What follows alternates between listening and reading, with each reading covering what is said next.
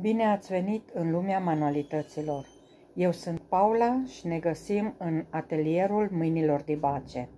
Astăzi vom face o brățară din fir mătăsos de trei culori, da? Care se poate folosi atât de persoanele adulte cât și de copii, se poate folosi și de femei și de bărbați, deci toată lumea o poate folosi. Ce avem nevoie pentru această brățară? Avem nevoie de 3 fire de 60 de centimetri roșu, alte 3 fire de 60 de centimetri galben, alte 3 fire de 60 de centimetri albastru, un fir de 30-35 de centimetri pentru început, un foarfec, o brichetă, un liniar, da? Și o formă care se numește disco cu mihimo, da? Care poate să fie rotund, albastru, mai mare, deci depinde de cum găsiți în magazin. Noi astăzi vom folosi cel pătrat, care ne ajută să facem această brățară. Am uitat să specific că avem nevoie și de o greutate. Eu voi folosi acest lacăt care ne ajută. Mie îmi place cu lacăt. Puteți folosi o punguliță cu piulițe, deci ceva greutate, da? Ce facem prima dată? Luăm 2 fire, deci firul roșu, da? Îl punem la jumătate, după care îl punem la mijloc, la numărul 3 și 3. Deci sus 3, după cum vedeți aici, și jos 3. Poate să fie și altfel numerotat, de la 1 până la 20 și ceva. Deci, dar să fie, la ce trebuie să vă uitați? Să fie în aceeași linie, da? Luăm al doilea fir,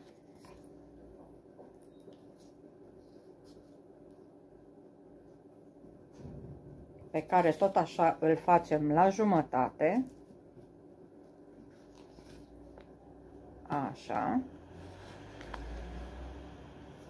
după care începem cu firele galbene.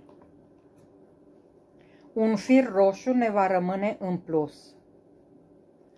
Acesta este firul galben, care tot așa îl punem de la jumătate la jumătate.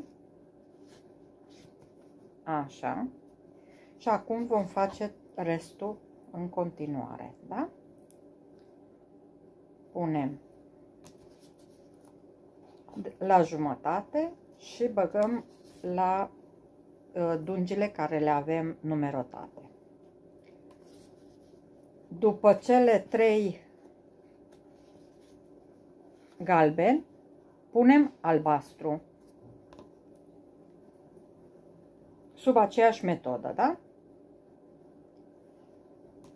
Punem albastru.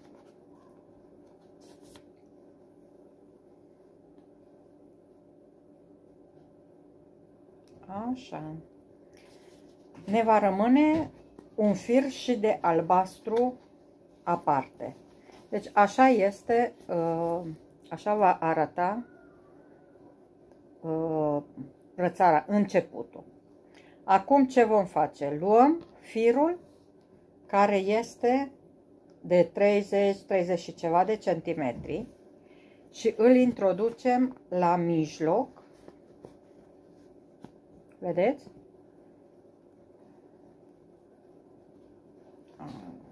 Așa. îl introducem la mijloc, da? Ca să strângă firele.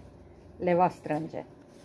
Pe partea din spate, aici, vom face un nod dublu ca să se strângă firele.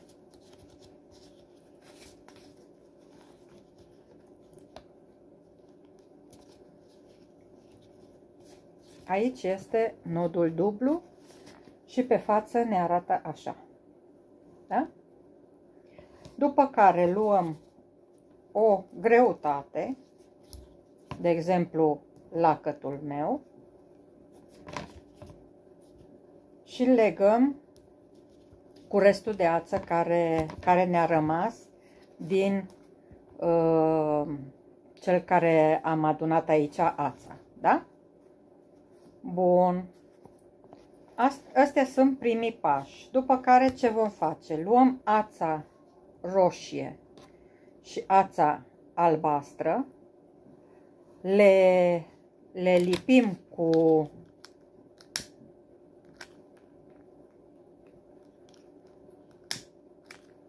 cu puțină flacără, da? Se va forma așa. Dacă faceți din două culori care sunt și pe o parte și pe cealaltă, nu aveți nevoie de această unire de culori. Acum ce vom face? Vom pune să fie la culoarea roșie roșu și la culoarea albastră albastru și punem la cele două litere de aici din mijloc, da? Vom avea grijă să fie cât mai bine prins aici la mijloc. După care vom lua firul roșu, firele roșii de fapt amândouă, și le mutăm cu un număr mai în față. Luăm firele albastre și celelalte două fire galbene și facem aici două numere care sunt goale, da? Nu are fir înăuntru. Ce facem acum? Luăm firul de jos galben, da? Firul de jos galben îl punem sus. Firul de sus galben îl vom pune jos. Firul de jos roșu îl punem sus. Iar cel de sus îl punem jos unde rămâne loc liber, da? După care firul de jos iarăși vine aici sus unde aveam locul liber. Și firul de sus vine jos. Asta este prima parte.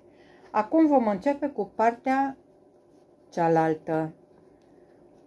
Luăm firele și le mutăm de sus în jos ca să se facă o țesătură. Așa. Deci aceeași mișcare vom face de fiecare dată, da? După cum veți vedea,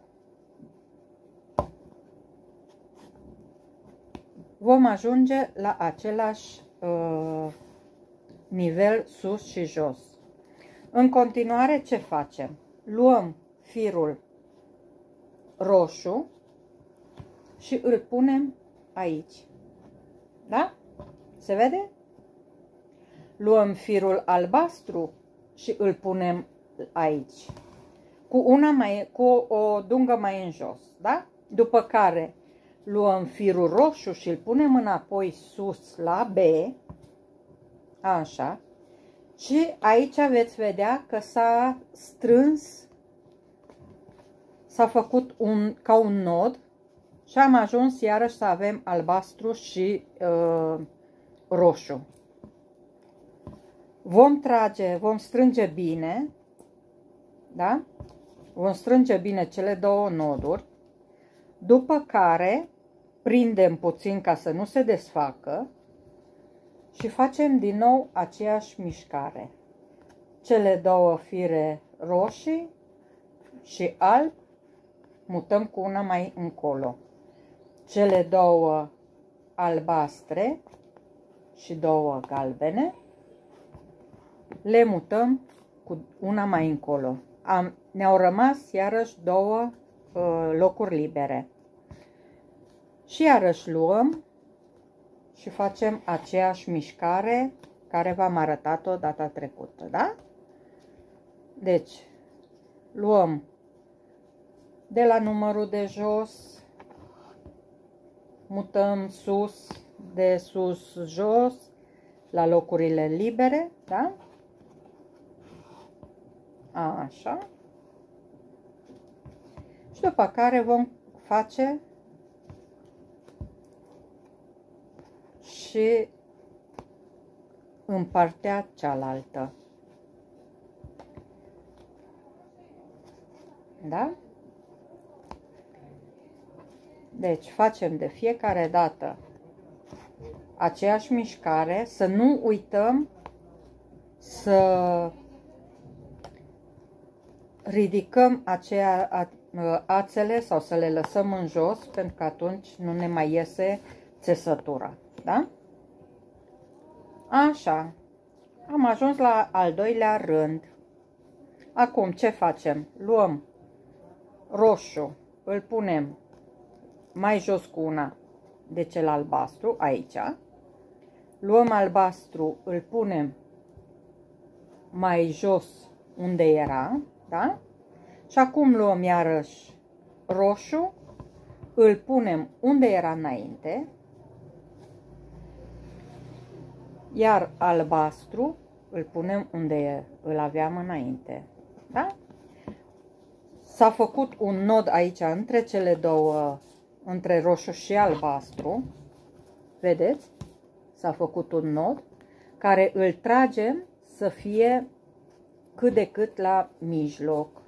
Deci albastru îl tragem puțin și tragem cele două fire, da? Iarăși punem degetul aici și iarăși facem aceeași mișcare, da? Până când se termină brățara. Deci, încă o dată, sus, jos, sus și următorul jos, da? Iarăși sus și iarăși jos. Așa. Și acum începem cu partea cealaltă. Iarăși mergem cu galbenul în locul liber, iarăși următorul galben pe locul liber de sus, luăm și îl punem pe locul liber de jos și tot așa, da?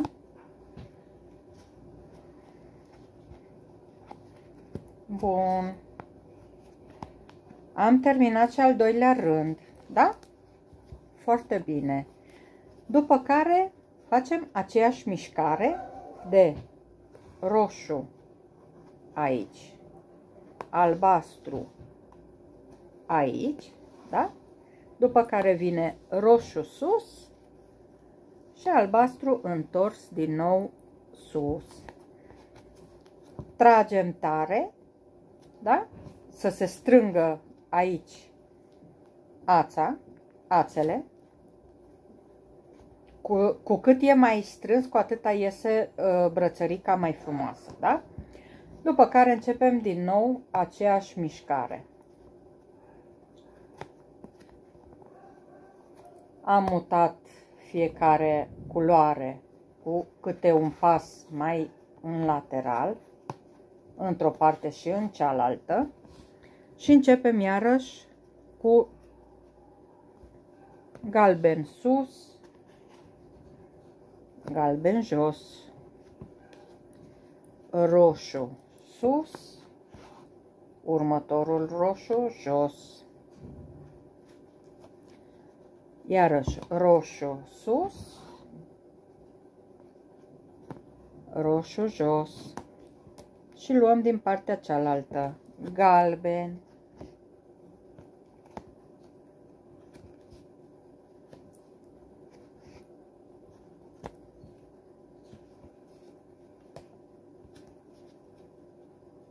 albastru, da?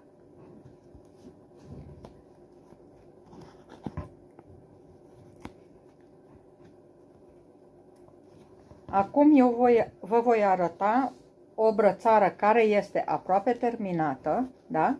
Cu aceeași metodă, ca să vedem exact cum e pe spate și cum se încheie această brățară. După cum vedeți, această brățară este deja mai lungă. Trebuie să o facem de 12-13 cm sau 14, depinde dacă trebuie pentru o persoană adultă sau copil. Și brățara ne va fi așa. Deci așa va arăta. Stați să vă iau ațele de aici să se vadă mai bine. Da? Aici este brățara. Pe spate se mai văd câte o dunguliță, că nu s-a strâns chiar foarte bine, da? Dar asta nu este o problemă, pentru că fața este aceasta.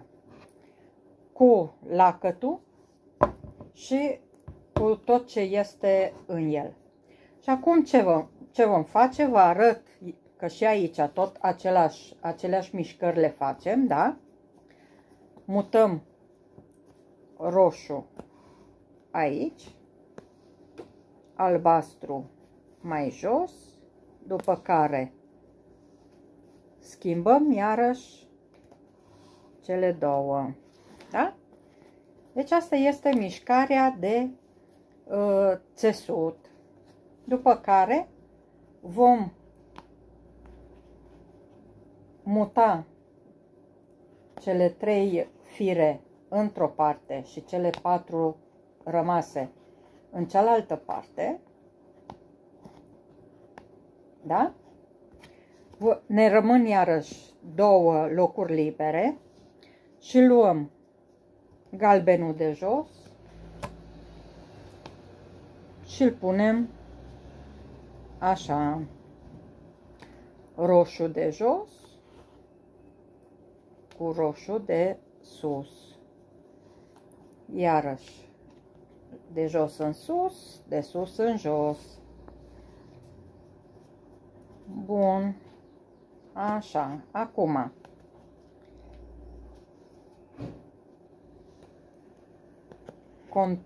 terminăm cu cele albastre, da? Terminăm cu albastrele, după care o să vă arăt cum se încheie o brățară din aceasta. Da? Bun. Am ajuns la acest nivel. Aici, la acest nivel, vom lua cele 2 ațe care erau în laterale și facem un nod dublu. Da? Strângem bine. Încă unul. Da? După care, mie îmi place ca aceste fire să înfie aici în spate, ca să mă ajut să nu le pierd când voi scoate celelalte fire. Când scoatem firele acestea de pe disc, să nu mi se amestece cu celelalte fire. A ver, punem și pe asta de aici. Și acum luăm firele și le scoatem de pe disc. Da? am terminat cu firele. Vedeți că aceste fire au rămas mai lungi, dar deci o să avem nevoie de ele la alte manualități și atunci nu se vor arunca. Desfacem greutatea de pe el, da? Și luăm cele două fire cu care am fost făcut părțile din laterale. Luăm și facem o buclă cu culoarea roșie,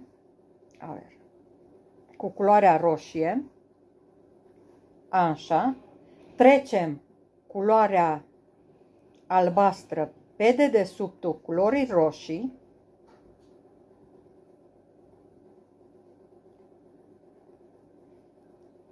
și îl scoatem aici în avergo. Numai puțin să vedem. Deci, așa. Vale. Mi-e mai greu să fac invers ca să vedeți cum iese, dar acum dacă am început, deja o să fie mai ușor ca să vă arăt, da? Că aceeași mișcare se face de fiecare dată. Luăm culoarea roșie, după care luăm culoarea albastră înaintea culorii roșii, o dăm prin spatele la toate firele, o introducem prin buclă, da? Și tragem firul. Tragem firul. Da? Așa va fi. Acum luăm culoarea roșie din nou, bucla în această parte, da?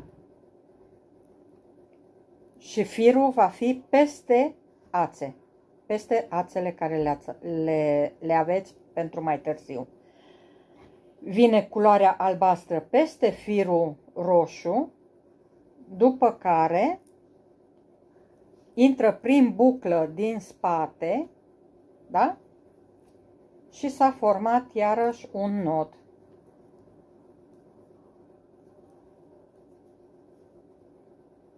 Tragem tare ca să se strângă, după care vom mai face aceeași mișcare, da? De 2-3 ori, ca să se strângă bine brățărica. Bun.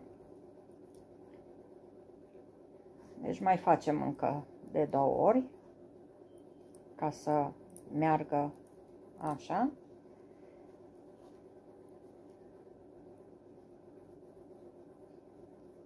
Bun. Încă o dată. După care vom încheia brățara. Ați văzut? Deci e destul de simplu de făcut aceste noduri. Bun. Acum ce vom face? Avem nevoie de foarfec. Vom tăia cele două capete, da? Asta este un capăt. Așa, vedeți? Îl ardem puțin cu flacăra ca să nu se desfacă, da? Luăm și partea firul roșu.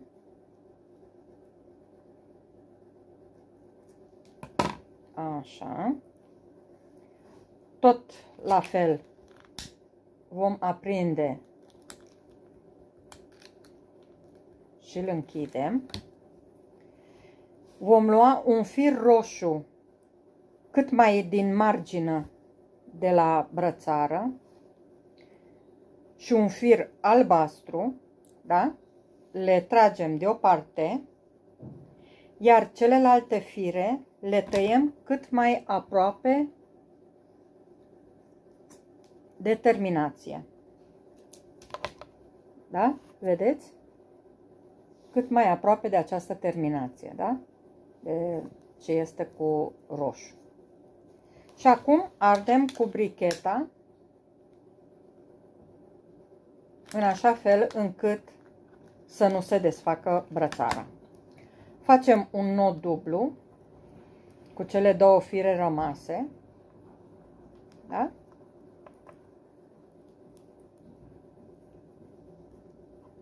Așa. Iar acum luăm 7 cm,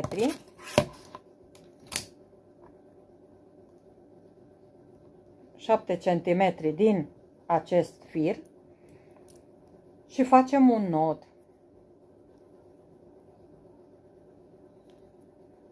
Vom tăia pe deasupra nodului. Să rămână un loc foarte mic capetele de la ațe, pe care le vom topi ca să nu se desfacă. Luăm partea cealaltă și tot așa, 7 cm, da? Alt nod.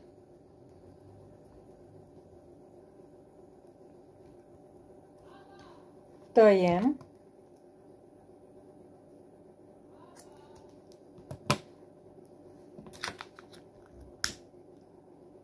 Să fie puțin mai aproape de capătul nodului, ca să ne iasă bine firul. Dacă vă rămân capete de ars, cum s-a ars firul, puteți să le tăiați un picuț, ca acestea dacă nu zgârie. După care ce facem? Avem așa brățara, da? Vom lua cele două culori și le împăturăm așa. Deci un capăt să fie sus, un capăt să fie jos. Da?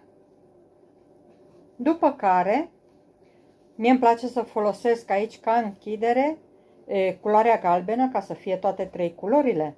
Dar se poate folosi, puteți folosi oricare dintre ele. După cum vedeți, ne-au rămas multe culori, multe ațe din culorile respective. Vom lua una care este cea galbenă și prima dată facem un nod simplu, da? Care va uni toate firele. Deci după cum vedeți aici,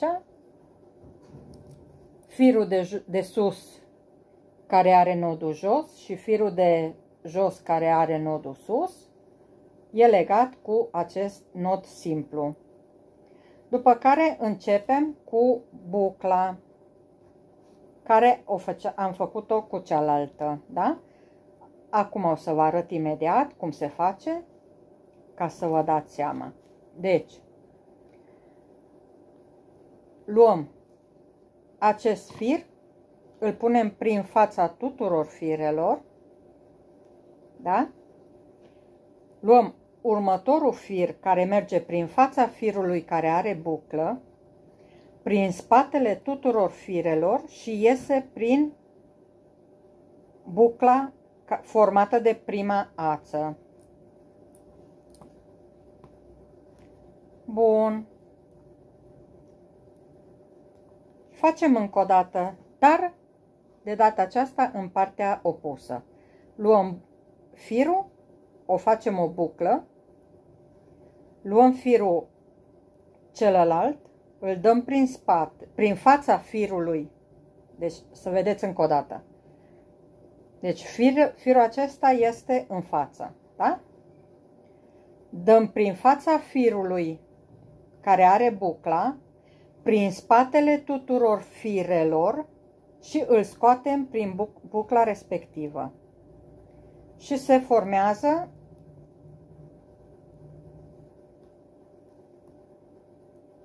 din nou o închizătură. Da?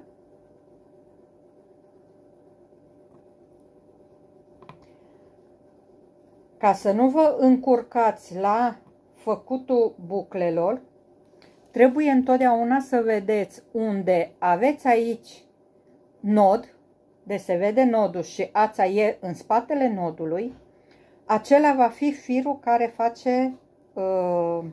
care face bucla. Da?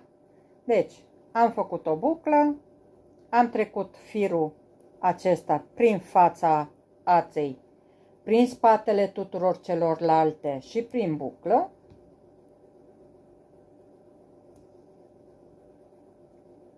Și așa îl mai facem de câteva ori, da? Până ajungem la un 2 cm de închizătoare. Eu acum fac puțin mai repede ca să vedeți finalul, da?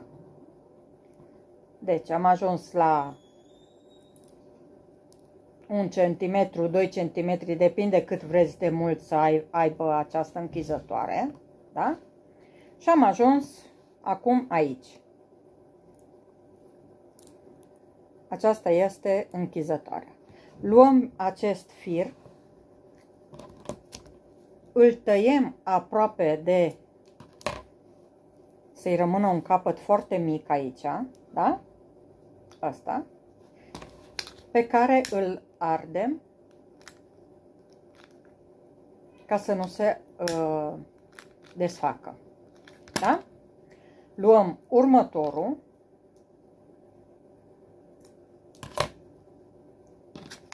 și vom face aceeași mișcare, da?